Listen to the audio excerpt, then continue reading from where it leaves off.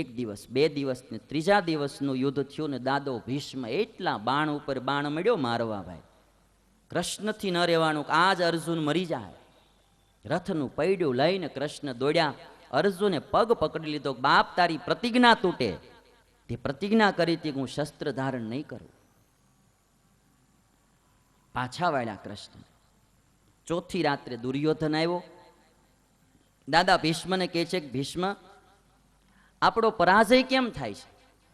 આપણી પાસે 11 અક્ષોહિણી સેના છે, પાંડવો પાસે 7 અક્ષોહિણી સેના છે. આપણી સેના મોટી, આપણામાં મહારથીઓ મોટા. તમે છો, ગુરુ દ્રોણ છે, કર્ણ છે. પાંડવોમાં તો મહારથીઓ એટલા નથી. તો આપણો પરાજય કેમ થાય? આપણી સેના મરતી કેમ જાય છે? અને તેથી દાદા ભીષ્મે એટલું કીધું હતું, બેટા એના પક્ષમાં ભગવાન કૃષ્ણ છે એટલે આપણો પરાજય થાય છે. પાંડવોએ ભગવાન રાખ્યો છે અને તે દીકરા ભગવાન નો રાખ્યો. પરાજય જ થવાનો. અને આ દુનિયામાં કોઈ પણ માણસ હશે જે ભગવાન નહીં રાખે એનો અંતે પરાજય જ હશે. જીવતા નહીં તો મરતી વખતે પણ એનો પરાજય હશે. એને લેવા ભગવાન નહીં આવે. ચોથો દિવસ વ્યતીત થયો. છઠ્ઠી રાત્રિએ દુર્યોધન ખરડાઈ ગયેલો. ખૂબ બાણ વાગેલા. અને દુર્યોધન આવ્યો દાદા ભીષ્મ પાસે અને કહે છે કે આ બધું હારતું કેમ જાય છે દાદા? હારતું કેમ જાય છે? દાદા કે બેટા તું હથીરો રે, આ ઉતાવળે આંબા ન પાકે, તું હથીરો રે.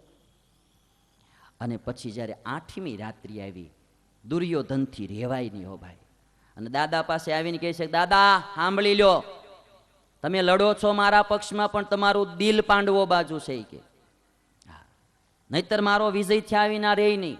આજ હું નિર્ણય કરીને આવ્યો છું, તમે સેનાપતિ પદથી રાજીનામું દઈ દો, મારે સેનાપતિ કર્ણને બનાવવો છે. દુર્યોધન વિફર્યો. દુર્યોધન વિફર્યો એમ સામે દાદોય વિફર્યો કે દીકરા તો કાલનું 9મા દિવસનું યુદ્ધ જોઈ લે, હા પછી મને કે છે. કા દાદો ભીષ્મ નહીં ને કા અર્જુન નહીં.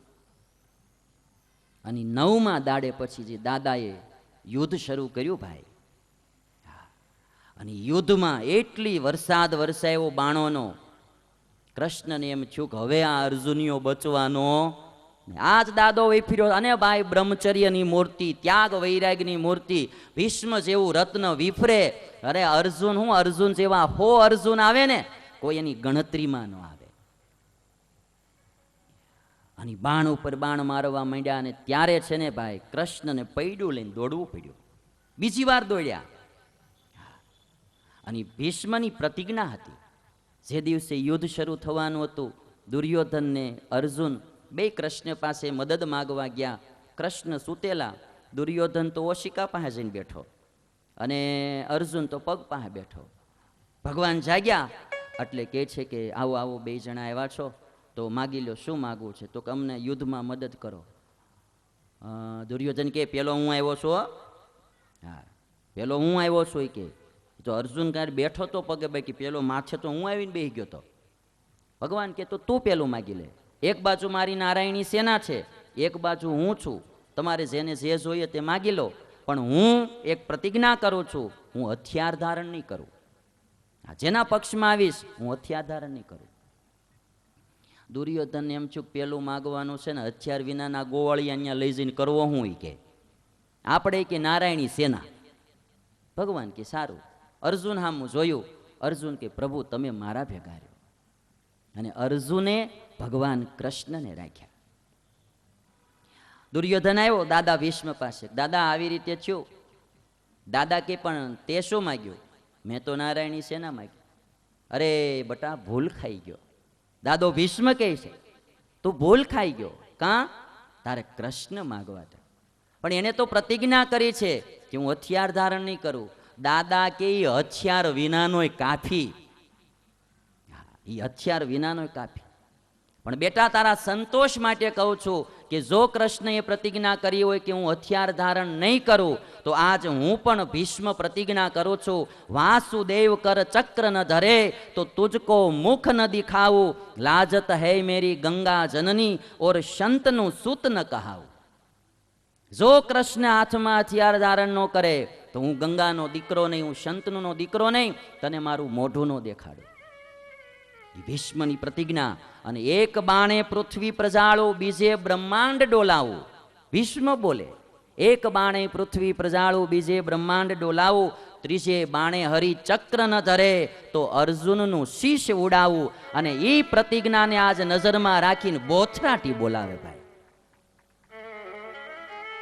અને કૃષ્ણને એમ થયું કે આજ હથિયાર ધારણ કરવું પડશે. રથનું પૈડું લઈને જે દોડ્યો કૃષ્ણ.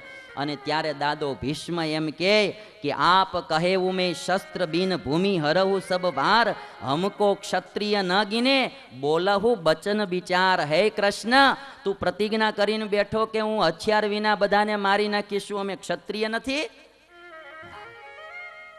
અને ભગવાન જ્યારે આમ દોડતા હતા ને ભીષ્મ એટલું બોલ્યા ને, ત્યારે કૃષ્ણ ડારી ચક્ર હરી હસી પડ્યો અને ઉત્તર દિયો બ્રજરાજ, તોરી પ્રતિજ્ઞા મોરી મેં ઓર તોરી પ્રતિજ્ઞા કાજ. હે ભીષ્મ, આજ મેં મારી પ્રતિજ્ઞા તજી દીધી.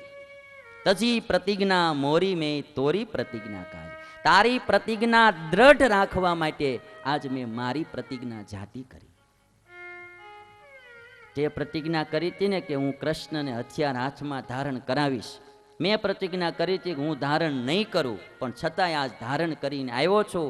તારી પ્રતિજ્ઞા રાખવા મેં મારી પ્રતિજ્ઞા જાતી કરી. કેટલો ભગવાની ભક્તને વશ છે જો ભાઈ. ભગવાન જેવા ભગવાનને ઝુકાડી દે ને એ તાકાત દુનિયામાં ભક્તની છે. ભગવાન કોઈથી વશ ન થાય, કેવળ ને કેવળ ભક્તથી વશ થાય.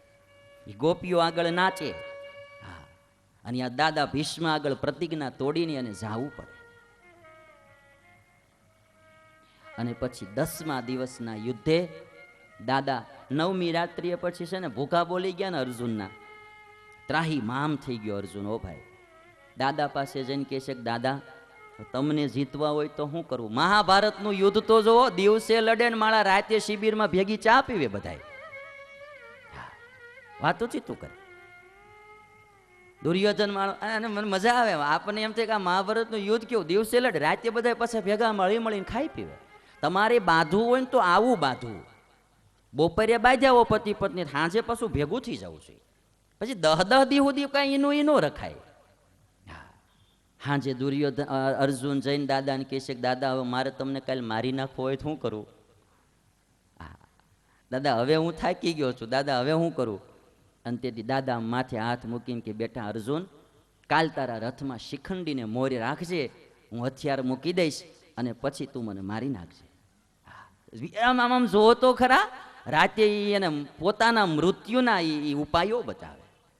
અને 10મા દિવસે શિખંડી આવ્યો અર્જુનના રથમાં, નારી કહેવાય. અને ભીષ્મની પ્રતિજ્ઞા કે સ્ત્રી સામું હથિયાર ઉઠાવવું નહીં, એક એક સ્ત્રીને મરાય નહીં. એક એક પ્રસંગો ભારતના કે મહાભારતના કે ભાગવતના એ આપણને શીખવાડે છે. કોઈ પતિઓ જો પત્નીને મારતા હોય તો આજથી ભીષ્મના જીવનને જોઈને બંધ થઈ જાજો. પત્નીને ન મરાય. ઘણા ઘણા પુરુષો એવા છે કે એની પત્નીઓને મારે. શેઠે ઉપાડ ન દીધો હોય ઘરે જઈને ઓલી ઉપર ખીજાય. એ કે તેલનો ડબ્બો થઈ રહ્યો છે તો લઈ આવજો, મારે હળે મળે તેલ તેલ ચોટીશો. તારે રળવાની ટેવડ નથી, એને શું કરવા મારશો? મોટી માથી ગયો તો શું કરવા પરણવા? સાધુ થઈ ગયો હોત તો? કમાવાની ટેવડ નહોતી તો? પત્નીને ન મરાય.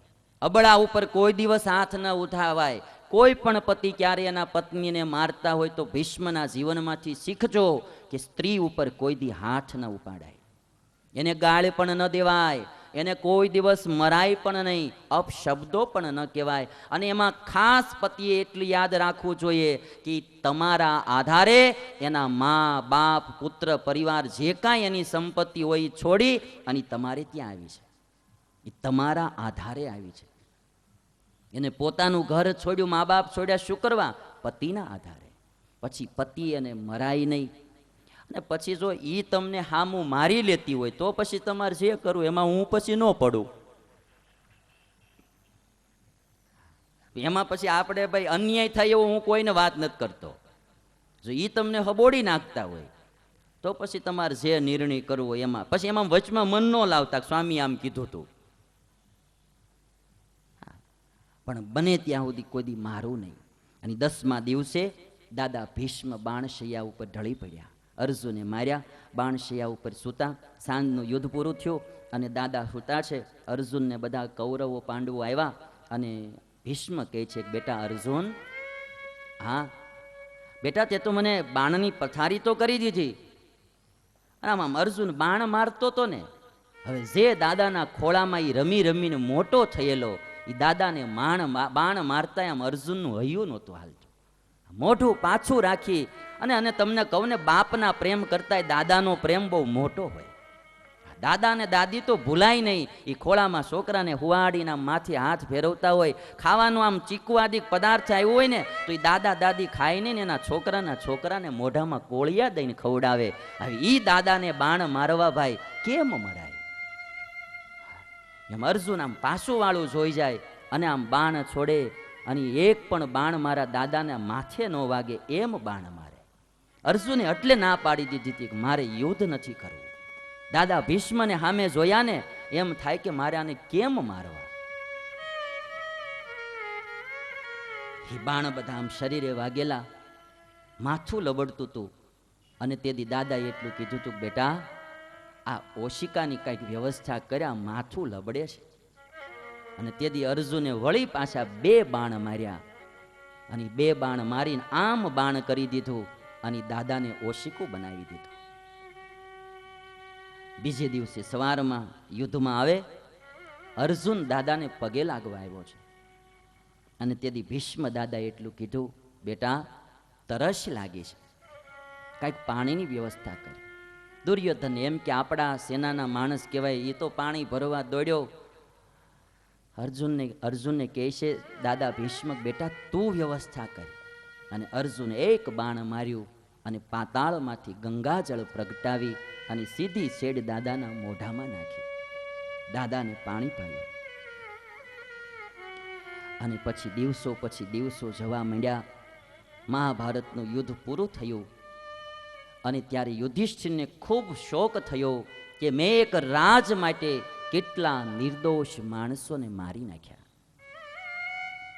ક્યાંય શાંતિ નહોતી થતી. કૃષ્ણએ સમજાવ્યા પણ શાંતિ ન થાય. અને ત્યારે કૃષ્ણએ એમ કીધું, યુધિષ્ઠિર ચાલો દાદા ભીષ્મ પાસે જાય. હજારો સ્ત્રીઓથી વીંટાયેલો તું રહ્યો અને છતાંય તે નૈષ્ઠિક વ્રત પાળ્યો. તારા જેવો આ દુનિયામાં કોઈ પુરુષ નથી. જો ભક્તની તાકાત, એક ભીષ્મની તાકાતને આધારે આજ કૃષ્ણને એના વખાણ કરવા પડે. આમાં મન મૂકીને કૃષ્ણએ વખાણ કર્યા.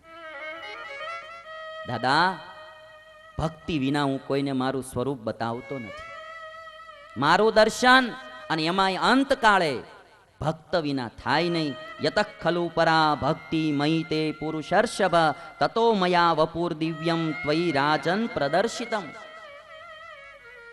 ભગવાન કૃષ્ણ બોલે છે કે દાદા તારે મારામાં ખૂબ ભક્તિ છે, એટલા માટે મેં તને આ દિવ્ય દર્શન દીધું છે. જે મેં સ્ટાર્ટિંગ કર્યું તમને કે પિતૃભક્તિ એવી, ગુરુ ભક્તિ એવી, દેશ ભક્તિ એવી, અંતે માણસમાં પ્રભુ ભક્તિ જોઈએ, છેલ્લે પ્રભુ ભક્તિ કામમાં આવવાની. દાદામાં ઈ પ્રભુ ભક્તિ હતી. હું તમે કહીએ એમ નહીં, કૃષ્ણ સ્વયં બોલે કે તારામાં પરા ભક્તિ જોઈ આજે હું તને દર્શન દેવા માટે આવ્યો છું. અને કહે છે કે દાદા તમે આ યુધિષ્ઠિરને સમજાવો, એને બહુ શોક થાય છે. દાદા કહે છે પ્રભુ હવે હું બાણના ઘા સહન કરીને થાકી ગયો છું, હું જીર્ણ થઈ ગયો છું, મારો શ્વાસ રૂંધાય છે, મારાથી બોલાય એમ નથી. અને તેથી કૃષ્ણએ આશીર્વાદ દીધો છે, નતે ગ્લાનિર નતે મૂર્છા ન દાહો ન ચ તે રુજા પ્રભવિષ્યંતિ ગાંગેય ક્ષુત પિપાસે ન ચાપ્યુત. દાદા તને ભૂખ નહીં લાગે, તરસ નહીં લાગે, તને કોઈ શોક નહીં રહે, તને કોઈ દુઃખ ન રહે. જા મારો આશીર્વાદ છે, તું આ યુધિષ્ઠિરને ઉપદેશ દે. અને જે દાદા ભીષ્મએ ઉપદેશ દીધો એ આખો મહાભારતનો શાંતિ પર્વ લખાણો. મોટામાં મોટો પર્વ શાંતિ પર્વ જે લખાણો એ દાદા ભીષ્મએ જે યુધિષ્ઠિરને ઉપદેશ દીધો એ ઉપદેશ શાંતિ પર્વમાં લખાણો. ભગવાને જે યશ હતો એ દાદાને અપાયો કૃષ્ણ સમજાવી શકતા હતા, પણ એને દાદા પાસે સમજાવ્યા. અને પછી જ્યારે અંતકાળ આવ્યો અને ત્યારે દાદા એમ કહે છે, પ્રભુ તમે જેવા ઊભા છો એવા ને એવા ઊભા રહેજો. આજ ઉત્તરાયણનો દિવસ છે. આજ ઉત્તરાયણના દિવસે મેં એટલા માટે આ કથા લીધી. ઉત્તરાયણનો આજ દિવસ છે, મારે આજ શરીર છોડવું છે. અને હે પ્રભુ, મારી એક કન્યા છે જે કુંવારી છે અને આજ મારે તમારી સાથે પરણાવી છે. યુધિષ્ઠિરને બધા વિચારમાં પડી ગયા. દાદો બાળ બ્રહ્મચારી અને એને વળી કન્યા ક્યાં છે? કૃષ્ણ મંદમંદ હશે. આ મારો વાલીડો ગમે ત્યાં ખેલ થાય એમાં આમ મોઢું આડું કરીને હસતો હોય. કૃષ્ણને એમ ચૂક બધાને સમજાવું એટલે કીધું કે દાદા તમારી દીકરી કઈ? ભીષ્મ કહે છે કે પ્રભુ મારી બુદ્ધિરૂપી દીકરી આજ દિવસ સુધી કુંવારી છે, મેં એને કોઈના સાથે પરણાવી નથી. આજ મારે તમારી સાથેના વિવાહ કરવા છે. બુદ્ધિ એક વાર પણ કોઈની સાથે આસક્ત થાય એટલી પરણી ગઈ કહેવાય. ભજીયામાં આસક્ત થઈ તો ભજીયા હારે પરણી, સ્ત્રી જોઈને આસક્ત થઈ તો એની હારે પરણી, ધન જોઈને આસક્ત થઈ તો એ ધન હારે પરણી. દાદો ભીષ્મ બોલે કે મારી બુદ્ધિ આજ દિવસ સુધી કુંવારી છે, મારી બુદ્ધિ ક્યાંય પરણી નથી, મારે આજ તમારી સાથે પરણાવી છે. અને હે પ્રભુ, જેથી તમે અર્જુનનો રથ લઈને હાંકતા હતા, સારથીનું કામ કરતા હતા, એ મૂર્તિ મેં નિહાળી હતી. એ મૂર્તિમાં મારી વૃત્તિ સ્થિર થાવ. અને હે પ્રભુ, જ્યારે અર્જુનને શોક થયો અને બાણ હેઠું મૂકી દીધું, તેથી બે સેનાની વચ્ચે તમે રથ લાવેલા અને રથમાં ઊભા ઊભા જે તમે અર્જુનને ઉપદેશ દેતા હતા, એ ઉપદેશ દેનારી મૂર્તિ મેં નિહાળી છે. એ મૂર્તિમાં મારી વૃત્તિ સ્થિર થાવ. અને હે પ્રભુ, 9મા દાડે જ્યારે તમે હાથમાં રથનું પૈડું લઈને આવ્યા, તમારા વાળ વિખરાઈ ગયેલા હતા અને તમારે આખે શરીરે પરસેવો વળી ગયો હતો, કપાળ ઉપર પરસેવાના બુંદ જામેલા, અને તમે કાળ ઝાળ જે મારા સામે દોડતા આવતા હતા, એ મૂર્તિ મેં નિહાળી છે. એ મૂર્તિમાં મારી વૃત્તિ સ્થિર થાવ. અને આ રીતે પરમાત્મામાં દાદા ભીષ્મએ વૃત્તિ સ્થિર કરી પોતાનું પાંચ ભૌતિક શરીર છોડી દીધું. અને જ્યારે એ શરીર છોડ્યું અને ત્યારે દેવતાઓ આકાશમાં સાધુવાદ દેવા માટે આવ્યા. દેવદુંદુભિનાદશ્ચ પુષ્પ વર્ષે સહાભવત. આકાશમાં દેવતાઓએ દુંદુભી વગાડ્યા અને પુષ્પની વૃષ્ટિ કરી. અને સિદ્ધા બ્રહ્મર્ચયશ્ચ સાધુ સાધ્વીતિ હર્ષિતા. આકાશમાં રહીને દેવતાઓ બોલવા માંડ્યા, સાધુ સાધુ સાધુ. હે ભીષ્મ, તારા જેવું આ દુનિયામાં કોઈ ન કરી શકે. ધામ ધૂમથી પરમાત્મા ના ધામમાં ભીષ્મ ઉપડ્યા છે. દેવતાઓ જેના ભાઈ પુષ્પ વૃષ્ટિ મરણ પથારીએ કરવા આવે, કેવું જીવન જીવો છે એ તો વિચારો. આપણે તો આવે તો કોક 2-5 માણા એ શરમે ધર્મે આવ્યા હોય, બીજાની મોબતે, આપણી મોબતે નહીં પણ વાહેવાળાની મોબતે આવ્યા હોય કે નહીં જાય ખોટું લાગશે. અને જ્યારે ભીષ્મ ધામમાં જાય ત્યારે મૃત્યુ આવે, ત્યારે દેવતાઓ એના દુંદુંભી વગાડવા આવે, દેવતાઓ પુષ્પવૃષ્ટિ કરવા આવે. અને એટલા માટે અમારા વિહારીલાલજી મહારાજે લખ્યું કે અંત સમય તો આવો હોવો જોઈએ કે પાસે ભગવાન ઊભા હોય, અર્જુન જેવા સત્પુરુષો ઊભા હોય, અને આપણી વૃત્તિ અંતકાળે ભગવાનમાં સ્થિર થઈ હોય, અને મૃત્યુ આવે એ શ્રેષ્ઠ મૃત્યુ છે. વિહારીલાલજી મહારાજ બોલે, હાવે અંત સમો સુભક્ત જનને સંતો સમીપે રહે. હોઈ કીર્તન ગાય થાય સુમતી. વાર્તા પ્રભુની કહે. પ્રીતિ દેહ સુગેહ માહી ન રહે. વૃત્તિ પ્રભુ માં ઠરે. યેવાનું અતિ ધન્ય ધાન્ય મરવું સત્ધામમાં સંચરે. બિહારીલાલજી મહારાજ કે આવાનું મરવું એ ધન્ય છે કે અંતકાળે એની વૃત્તિ ભગવાનમાં લાગી હોય, પાસે સંતો હોય, ધૂન કીર્તનો થતા હોય અને ભગવાનમય થઈને જે મરવું એ ધન્ય ધન્ય છે. દાદા ભીષ્મના જીવનમાંથી હું તમે શીખીએ. આપણું જીવન પણ આવું બલિદાનવાળું, સમર્પણવાળું અને ભક્તિમય બને, ભગવાનની ભક્તિમય. અને બિહારીલાલજી મહારાજ એનાથી વિપરીત વાત કરી. વાસનાવાળા જીવ, જેને ભજન કર્યું નથી, સત્સંગ કર્યો નથી, આખી જિંદગી ખાવા પીવામાં મોજ મજામાં ઉડાડી છે, રખડવામાં ઉડાડી છે, નકરા પાપ કરવામાં ઉડાડી, અનીતિઓને ભેળસેળને કરવામાં, ખોટું બોલવામાં ઉડાડી, કેટલાયને દુઃખી કરવામાં જિંદગી વ્યતીત કરી, કેટલાય ખૂન ખરાબામાં વ્યતીત કરી, કેટલાયને ગાળ્યું દેવામાં, મારવામાં, હેરાન કરવામાં જિંદગી વ્યતીત કરી. એના અંતકાળ કેવા આવે? હાવે અંત સમે ઉદાસ કરવા, સ્વાર્થી સદા સૌ મળી, પાડે આંસુ સમીપ આવી પત્ની, સંતાન સાથે મળી. તે દેખી તન વાસના અતિ વધે, ક્યાં કષ્ટનો પાર છે, એવું અંત સમે મુંજાય મરવું.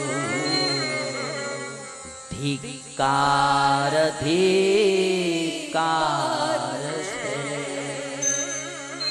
આવી રીતે જે મરવું એને ધિક્કાર છે. માટે વાલા ભક્તો, આજ દાદાના ભીષ્મની ઉત્તરાયણના દિવસે મેં કથા કીધી. એમાંથી જેટલું મારા તમારા જીવનમાં આવે એટલું આપણે ઉતારીશું. હું પણ પૂર્ણ નથી, તમે પણ પૂર્ણ નથી. આપણે બધાય મોક્ષના માર્ગે ચાલ્યા છીએ. આ વાતો દ્વારા આપણા જીવનમાં જેટલું આપણું જીવન સારું બને એવા કરવાના પ્રયત્ન કરવા. હું કોઈ પણ વાત કેવલ તમારા માટે નથી કરતો. આ બધી વાતો તમારા માટે છે, એટલી જ મારા માટે પણ છે. હું પણ મારું જીવન જીવું છું.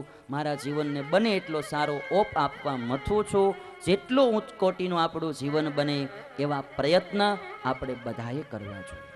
આપણું જીવન બ્રહ્મચર્યવાળું થાય, આપણું જીવન ભક્તિમય થાય, આપણું જીવન વડીલો પ્રત્યે આદરવાળું થાય, આપણું જીવન નિરાસક્ત થાય, વૈરાગ્યવાળું થાય. એવું કરવું જોઈએ. એટલું કહીને મારી વાણીને વિરામ આપું છું. સ્વામિનારાયણ ભગવાન. બધા ભક્તોને બીજું મારે કહેવાનું કે વાલા ભક્તો, તમારા બધાનો ભક્તિ ભાવ જોઈને હું બહુ ખુશ છું ભાઈ. જે આ સુરતની જનતા, બહેનો, ભાઈઓ 7 દિવસ જે ઘર ધંધા છોડી ઘરે જલ્દી જલ્દી ખાઈ પીને વહેલા આવીને તમે જે 10 12 હજાર માણસો, અને ટીવી ઉપર તો કેટલું માણસો કથા સાંભળે છે. આ તમારી જે ધર્મ પ્રત્યેની ભાવના, સત્સંગ પ્રત્યેની ભાવના જોઈ અને વડતાલવાસી હરિકૃષ્ણ મહારાજને પ્રાર્થના કરું કે તમારા બધાયના આત્માને પરમાત્મા ખૂબ બળ આપે. આ મારો અંતરનો આશીર્વાદ છે ભાઈ. આ તમારા વખાણ નથી. મારું હૃદય રાજી થાય જ્યારે મને કોઈ યુવાનો ભક્તિમય જીવતા હોય, કોઈ માણસો જ્યારે પ્રભુ પરાયણ સારું જીવન જીવતા હોય, મારો આત્મા પ્રફુલ્લિત થાય. તમારા બધાયની બહુ ભાવના છે. અને એમાંય બહેનો ભાઈઓની જે સેવા છે એ પણ ખૂબ ગજબની છે. એ સેવાને પણ ખૂબ વધાવો. અમારા મહિલા મંડળો અને એમાં બહેનોની જે વાળવા ચોળવાની નાની મોની બધી સેવાઓ, એમાં અમારા જે મહિલા મંડળો છે, આધ્યાત્મિક મહિલા મંડળ છે, ભક્તિ મહિલા મંડળ છે, ધર્મકુળ મહિલા મંડળ છે, બધા મંડળો ખૂબ સારી સેવા કરે. સાથે અમારું આધ્યાત્મિક સત્સંગ મંડળના છે યુવાનો, એકવાર જોરદાર તાળીઓથી સ્વાગત એનું. દાન પણ એવું અને તન મન ધનથી એની સેવા પણ એવી. ભેગા મળીને 201 કેરેટનું દાન લખાયું અને યુવાનોના સેવાને આધારે આ આટલો બધો માહોલ જામ્યો છે ભાઈ. આ કેટલી સેવાઓ આ યુવાનિયાઓ કરે. તમે જુઓ ને તો ઘરે આમ વાળતાય ન હોય કોઈ દી, થાળી જમીન આમ આગી ન મૂકતા હોય, અને અહીંયા એવડા એ છોકરાઓ એઠા વાસણ પણ ઉટકી નાખતા હોય. મારી અંતરની ખુશી વ્યક્ત કરું છું. અમારા સ્ટેજ ઉપર સેવા કરનારા મયુર છે, ફરેણી વાળો, ભાવેશ અમરેલી, બધા યુવાનોએ બહુ સારી સેવા કરી છે. અને ખાસ કરીને જે કંઈ આ મહોત્સવ શોભો છે એ આ સેવાને આધારે શોભો છે ભાઈ. સેવા વિના આવા મહોત્સવ શોભે. હું તો કોઈ દી હામું જોવાય નથી આવ્યો. સાચું પૂછશો ને, હજી મેં આ બાજુ નજર ન નાખી ત્યાં હું લગાડ્યું છે હું છે. આ યુવાનો એટલી મહેનત કરી છે, અને એમાંય એના સૌના શિર મોડે જો ધ્યાન દોરનારા હોય આ ઉત્સવમાં તો અમારે નિર્ગુણ સ્વામી અને બાલ સ્વામી છે, એને પણ આપણે તાળીઓથી વધાવીએ. બે સાધુએ ખૂબ સારી સેવા કરી. અને મારે ખાસ તમને એટલું કહેવું પડે કે મને જો કોઈ વાંચન માટે ફ્રી રાખતું હોય તો એ મારા બાલ સ્વામી છે. મને હું આમ કહું ને, મને ભાઈએ લાગે આમ જો તો ઘણીવાર મારી પાસે શિષ્યની જેમ રે, ઘણીવાર હું એને ગુરુ બી, ઓલ ઇન વન મારા માટે બાલ સ્વામી છે. સુખ દુઃખની વાતો અમે ભેગા કરીએ. બહુ મારું કામ એને હળવું કરી દીધું છે. આ મંદિરની આખી જવાબદારી સંભાળી બાલ સ્વામીને પણ એકવાર તાળીઓથી આપણે વધાવીએ. નિર્ગુણ સ્વામીએ પણ ખૂબ સારી સેવા કરી છે. અને એ સ્પેશિયલી આજ મને કહેતા આનંદ થશે, અમારે ઘનશ્યામભાઈ જમરાળાવાળા એણે આ કથાનું યજમાન પદ લઈ અને ખૂબ સારી આ સત્સંગની સેવા કરાવડાવી છે. ડુંગરસિંહ બાપા પણ આજ ડુંગરસિંહ બાપાના મોક્ષ માટે કંઈ કરવાનું છે જ નહીં, કારણ કે ભક્ત જ એવા હતા. એ તો મોક્ષ તો એનો થયેલો જ છે, પણ આજ અક્ષરધામમાં બેઠો બેઠો ડુંગરસિંહ બાપો પણ ઘનશ્યામભાઈ ઉપર આશીર્વાદ વરસાવતો હશે કે મારા દીકરાએ મારા વાહે આટલું સત્કાર્ય કર્યું. આ કામ ક્યાંથી થાય ભાઈ? હજારો જીવોમાં જે કાંઈ ભજન કર્યું છે એનું પુણ્ય ઘનશ્યામભાઈ યજમાનને પણ મળશે.